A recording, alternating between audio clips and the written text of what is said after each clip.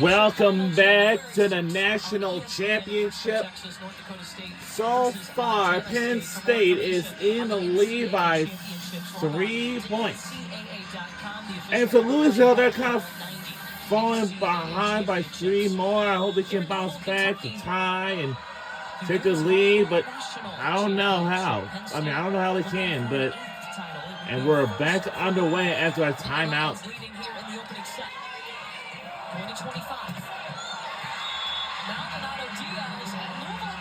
And we are... now Louisville is catching up. So, Louisville is in the ACC, and Penn State is in the B10. Maldonado Diaz had an awesome match as well to help lift Louisville over Pittsburgh. You've got to have those right sides going. Yes, she's had a career high in the last 2 matches. And Louisville's catching up. Watch Kara Cressy gets over late. Disciplined hands pressing it back down into the court. This is why whoa! Fantastic discipline by Kara Cressy. And we made a bounce back. Tie it up. Whoa!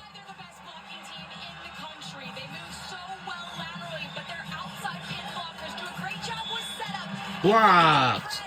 Maldonado Diaz seals the net. Nowhere to go for Hannah. Tied up for the 8th time here in the first set.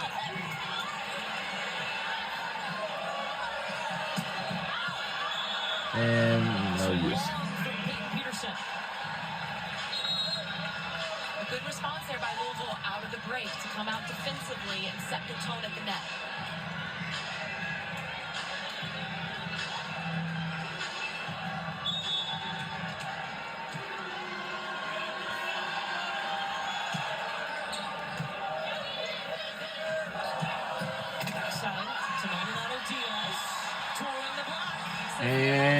And they tied up again. A transfer, and she played for Arizona, where she carried a huge part of the load.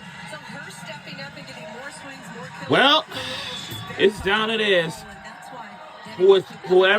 Whoever wins this game will be the crown champion. Yes, we'll be the crown champions, and to end the women's volleyball season right here. Woo! Uh-oh.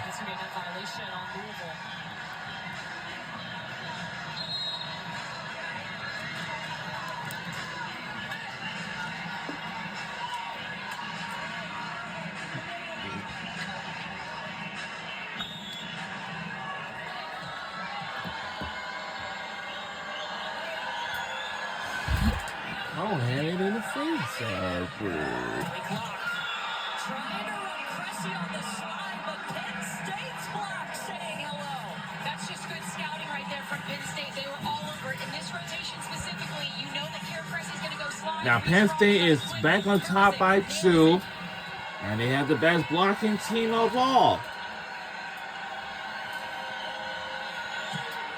And the winner of this match will be the crown champion, and this is how we can end the season right here. Now, Penn State is taking the lead by 3, and they're still on top. But for Louisville... They do, and I think right now Louisville pushing too much. Looks like Danny Busboom-Kelly wants a timeout. We'll see what they say.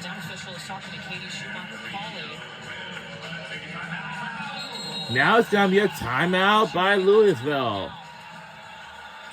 Louisville calls their first of 2 timeouts. Each team gets 2 timeouts per set. It's a 3-0 run right now for Penn State. Now Penn State is on a 3-0 run right now. I think when we watch these matches on Thursday, as epic as they were, Penn State struggled from the passing game in the defensive game in sets 1 and 2, and they picked that up. They started really strong here today in both those areas, whereas we're seeing Louisville, they're not passing the ball as well. And you mentioned it, the loss of Anna DeBeer. Anna DeBeer was an all-around player. So she passes, she serves, she blocks, she hits out of the back row. So you're missing all those key categories from somebody who's tried and true and tested. So now we're seeing this Louisville team struggle on their first contact, Holly. Danny Busboom-Kelly, we saw her call that time, and she just looked frustrated. I think maybe Louisville is trying to do too much, right? Keep it simple, do your job. They run the 6-2, so they have enough weapons to score. But yes, they need to take care of the ball first. See if Louisville settles in. Meanwhile, Penn State, as you said, Katie, looking very comfortable, and that's with a freshman setter leading the way. Taylor Trammell and Cameron Hanna leading the stat sheet right now for Penn State, both with 4 kills apiece. And this Penn State team hitting 300. That's a nice hitting percentage. It's over their season average of 284. Taylor Trammell's hitting 800 right now. She's got 4 kills, 0 errors on 5 attempts. She's from just down the road, Lexington, Kentucky. She's got a great contingent of family, friends here. You know that this one is so special for her playing in this match today, being so close to home.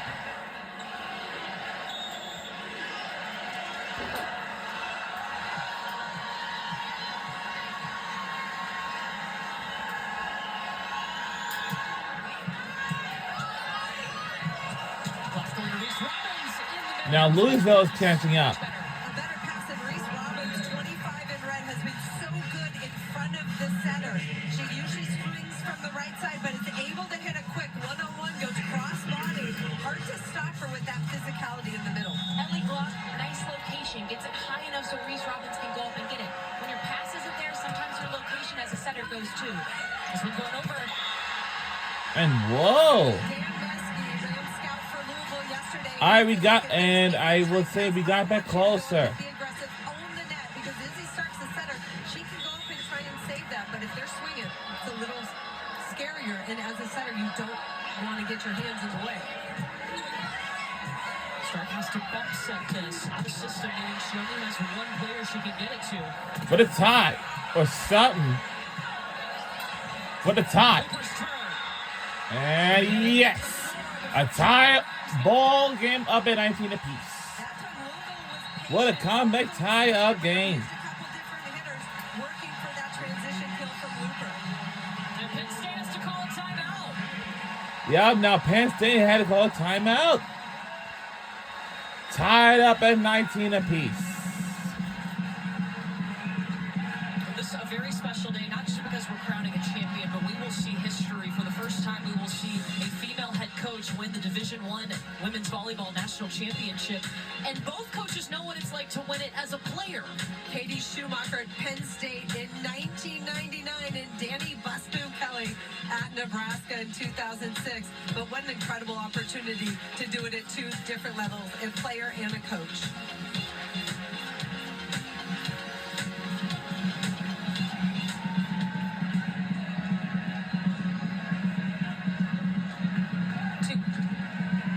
Well, Madison, a very special day for women's sports. Absolutely, Courtney. For the first time in NCAA volleyball championship history, D1, 2 women will face off for the national title, and one of them will be the first female to win the championship. And it's been all over Twitter. Legendary women's basketball coach Dawn Stanley, a 3-time national champion in South Carolina, and tennis icon Billie Jean King both expressed their excitement about this groundbreaking moment. And it's especially meaningful coming from King, who's a fierce advocate for gender equality and equal pay in women's sports, whose lifelong fight for women's rights has paved the way for moments like this. And also, King coined the phrase, pressure is a privilege, which I think is totally applicable to this stage and this moment for both of these coaches. Yeah, both Dawn Staley and Billie Jean King have done amazing things for women's sports. And it's going to be incredible to watch. It's already been fun to watch this match, but to see history here today.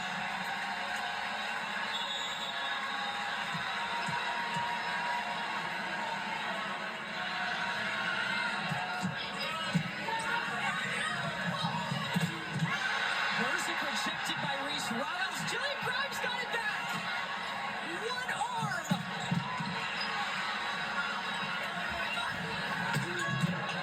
Merzick took by Scott. Peterson with the tip on the back row.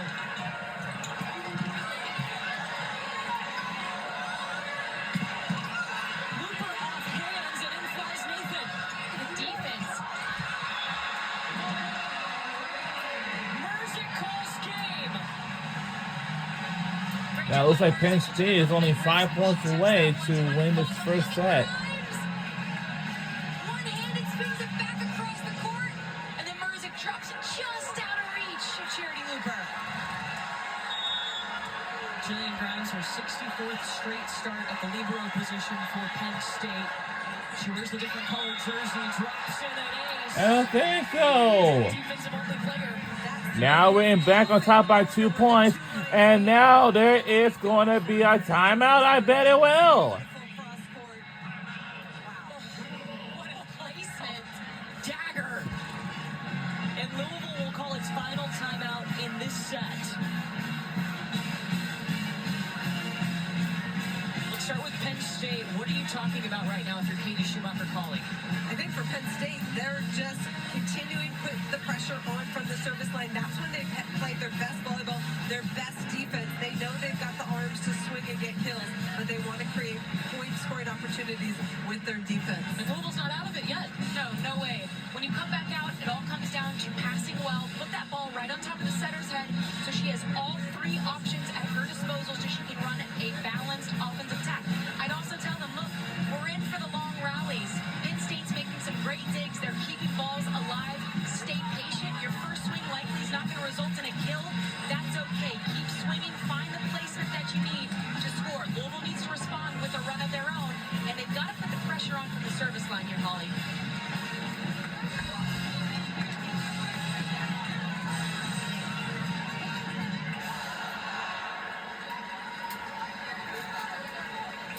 Looking at the benches, I think Louisville lacks the energy that we saw on Thursday night. Penn State looks relaxed, but Louisville told us they played better with energy. Well, Madison was listening in on that Louisville huddle. What were they talking about? And that's a great point, Holly. They're very calm, cool, and collected. And Coach Danny Busboom Kelly was speaking specifically to the middles about being up and being available. I wouldn't be surprised if we get a 3 ball for them to run through the middle. It's one of the most difficult attacks to defend.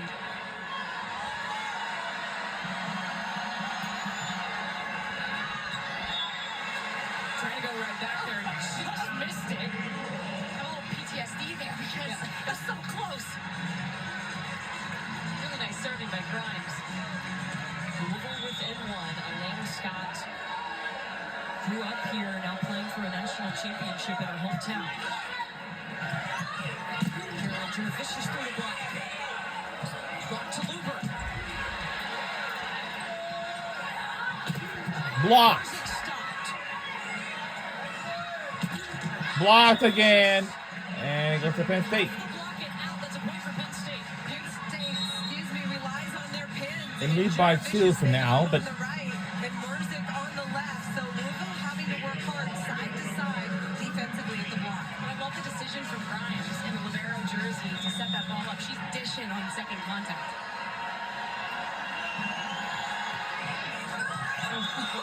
whoa, my goodness. Balduno just drops that thing. Now, actually, we'll be rooting for Penn State, Lady Lions, because we had a great defense of all time, and a great blocks and much more. Toes on a drop serve like this. So far, nobody didn't use the challenge at all. From there. That's good to know. 2 aces for Balduno, 3 for Penn State. Or I don't know. It depends. Combination play, which we don't see a lot anymore. You see PK go up for the 3 or gap set, and Charity Luper come inside and hit a 2 going crossbody. One-on-one situation out of the middle of the court. Luper finds the corner. Explain what a combination play is. Well, it's when you've got crossing patterns, basically, and you saw the 3 set, and then Charity Luper came inside, so their patterns crossed. And with the tip, PK shoved it back. Music was done by Scott.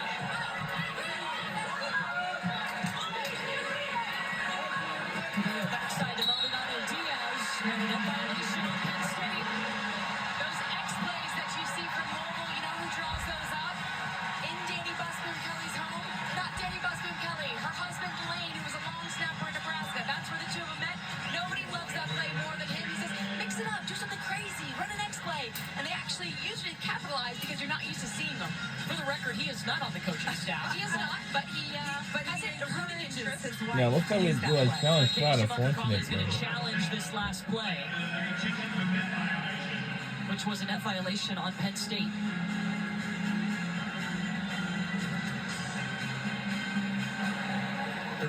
the court is point Louisville.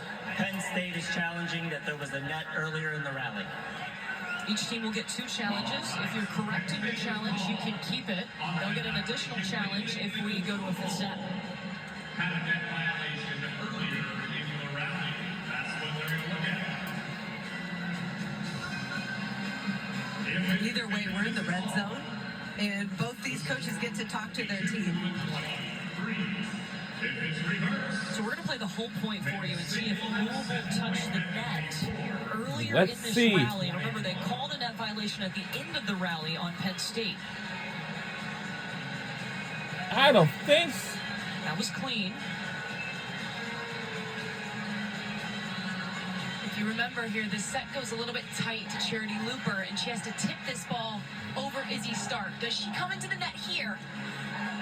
I thought I might have Let's seen see. movement, though. No. The PK and Maldonado Diaz went up to block on the far Let's see. end. No. Earlier, 2 plays ago. I don't think there's no net violation. But all of Penn State is. And I'm afraid Penn State did. At that point.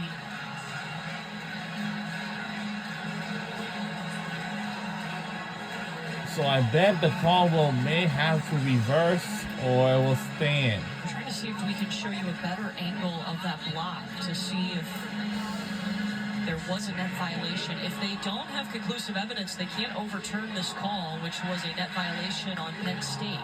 It has to be obvious that Louisville was in the net first. And what a huge reversal it would be if they see something in the net, because that would give Penn State set point.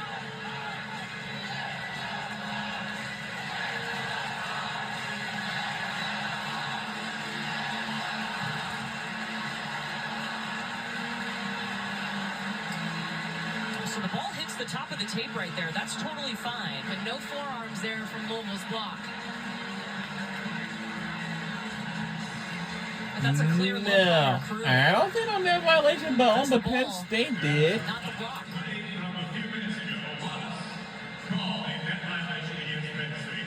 Well, I will say Penn State did it, but After review, the call is confirmed. There was no net. no. State loses the rally and the challenge. So Penn State will have one challenge Well, remaining unless we go to a I'm 5th set. so sorry about that, Penn State. But just still in the lead. But there was a net violation. So we don't want any more challenges, that's all.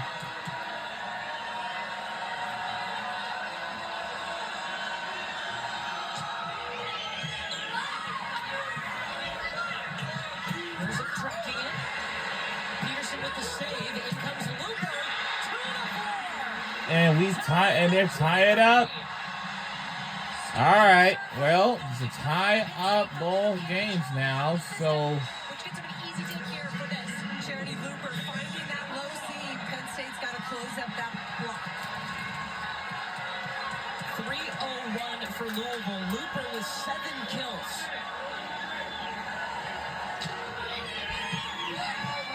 it's something. Anderson in the middle. Oop. Never. Oh, wow.